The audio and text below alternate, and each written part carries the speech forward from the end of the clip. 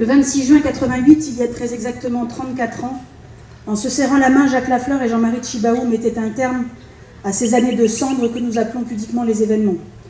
Au-delà de l'accord politique qu'ils conclurent ce dimanche-là, ils ont réussi à transcender leurs différences pour offrir aux Calédoniens le plus précieux des présents, la paix. J'avais 12 ans et cette image est gravée dans ma mémoire d'enfant. Cela rendait à nouveau notre avenir commun possible.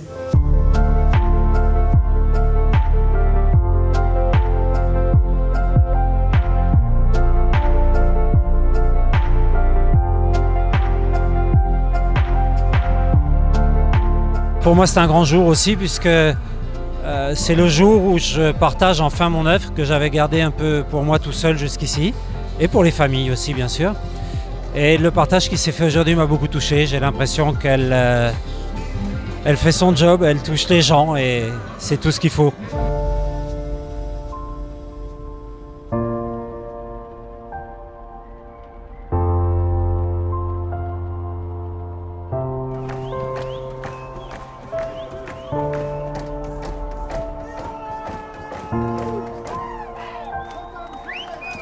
Alors cette poignée de main, elle est essentielle pour la Nouvelle-Calédonie et pour ses enfants, pour que tout le monde se souvienne qu'un jour ici il y a eu une guerre civile, qu'il y a eu beaucoup de morts, pour ce qui correspondait à 90 personnes, ce qui fait à peu près 40 000 personnes en métropole. Ça, il ne faut jamais l'oublier, que des familles sont toujours marquées, le deuil existe toujours. On ne doit pas l'effacer, il doit rester dans nos mémoires. Et la deuxième chose, c'est que pour les enfants de ce pays, quand nous on ne sera plus là, ils sauront ce qu'il faut faire. C'est un moment historique évidemment pour la Calédonie, pour la mairie de Nouméa, mais surtout pour l'ensemble de celles et ceux qui ont lutté pour que la paix soit durable. Et Jacques Lafleur et Jean-Marie Tjibaou l'ont fait.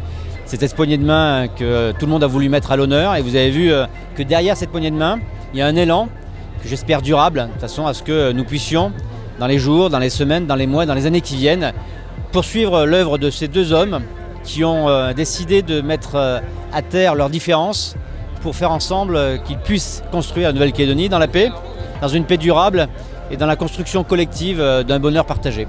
C'est un appel de la population, ou en tout cas les gens qui étaient là, un appel aux responsables politiques de la Nouvelle-Calédonie, aux responsables politiques de notre pays, pour leur dire, essayez de faire comme eux pour nous proposer dans les mois qui viennent ou dans les années qui viennent, un statut dans lequel chacun sortira gagnant-gagnant et puis nous pourrons continuer à vivre ensemble. Voilà, pour la paix de nos enfants, pour un avenir meilleur pour nos enfants.